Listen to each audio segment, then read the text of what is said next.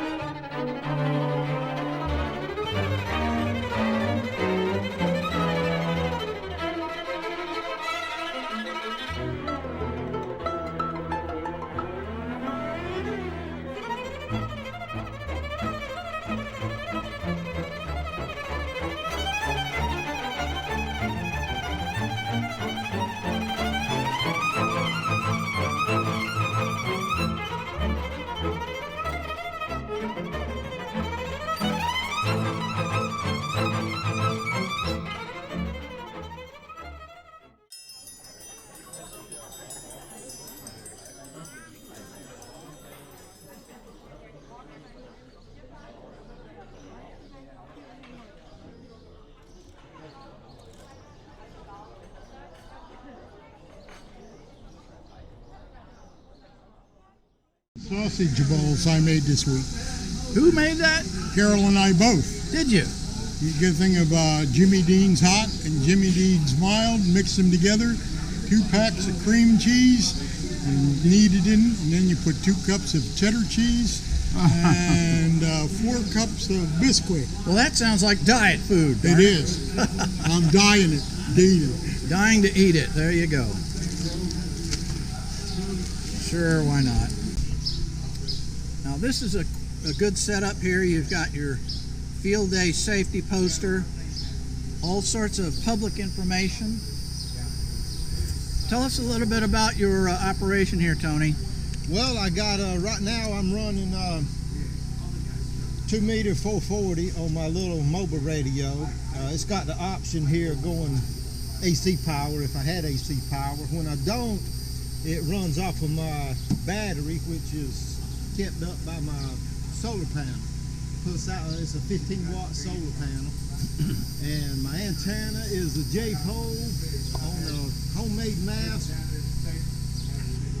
Got about 1.3 SWR, so I'm happy with it.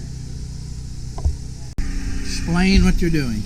I am on Pactor 3. Just connected to W1AW in Newington, Connecticut through Pactor. I sent an email message from the club back to me. I just got it. And it counts at 10 points. I'm probably going to send a few more through the email.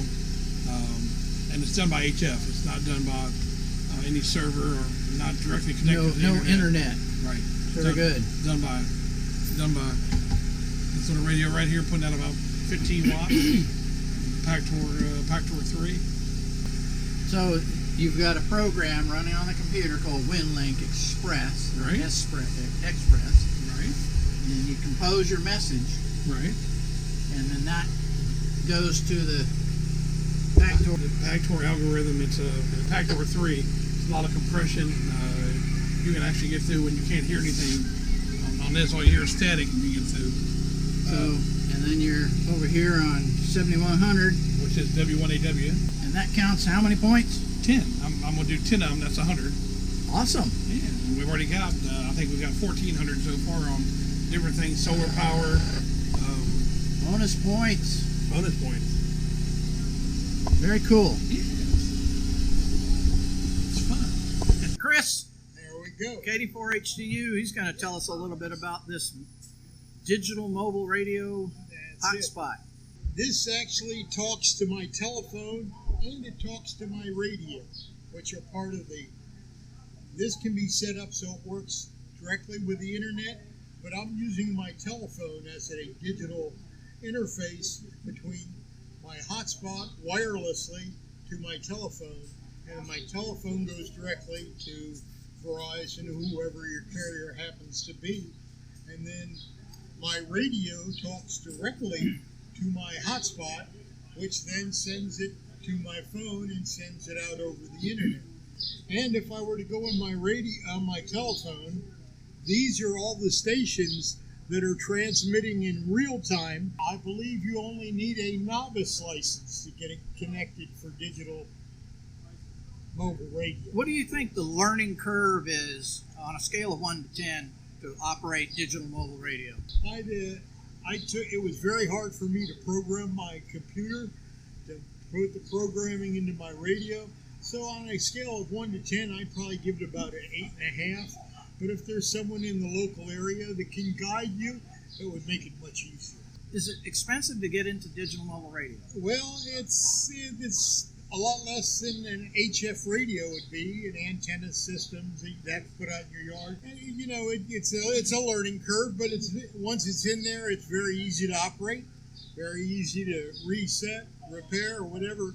Thank you very much, Chris, for that very enlightening demonstration and description of digital mobile radio. We're talking with Gary Faust, NG9T, who's the Carteret County Amateur Radio Society president.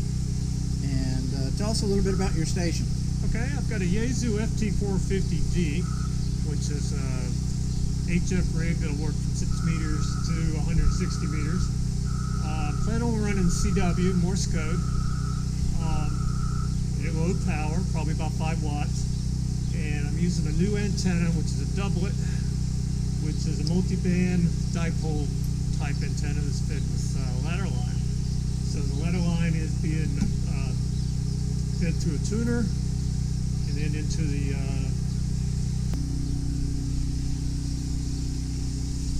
and for power, we're running solar powered. I will have solar charger, what this is, which charges the battery depending on what you use for power into it. This one I'm using a lithium-ion battery, so it uses a nice steady voltage up around 12 to 13 volts. Yes, I've got a single lever paddle, which is what I like to use. I've also got a straight key if I want to go to that, but I generally like to use the paddle with the automatic keyer that's built into the radio. Well, in field bay, CW contacts will give you 2 points versus just 1 point for a voice contact. Let's use the solar power to run it and get an additional 100 points if I make at least 5 contacts through it. Probably going to be on 40 meters. Okay. That's what it looks like right now. What's the call sign we can listen for? W4YMI.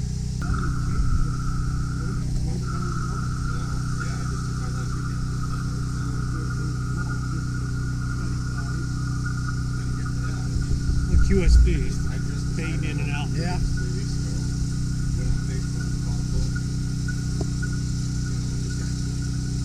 So what antenna did you put up? My Urchi end fed. Okay. So it's a Urchi Amateur Radio Club of Hawaii's end fed bow line. And this is connected to your rigs over here. Let's check those out. Let's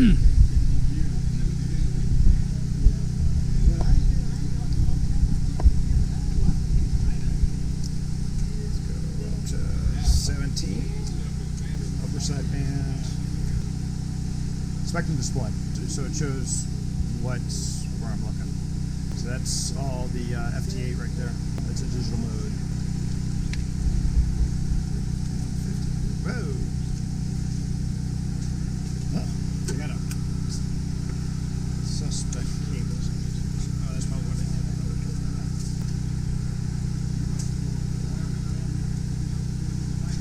All right.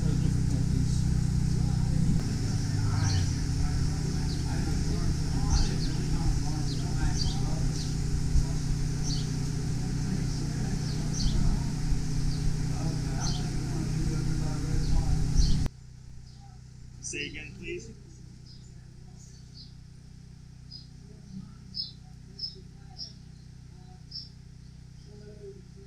We are 4 Alpha, North Carolina. Can I get yours? Negative. What is your section and state?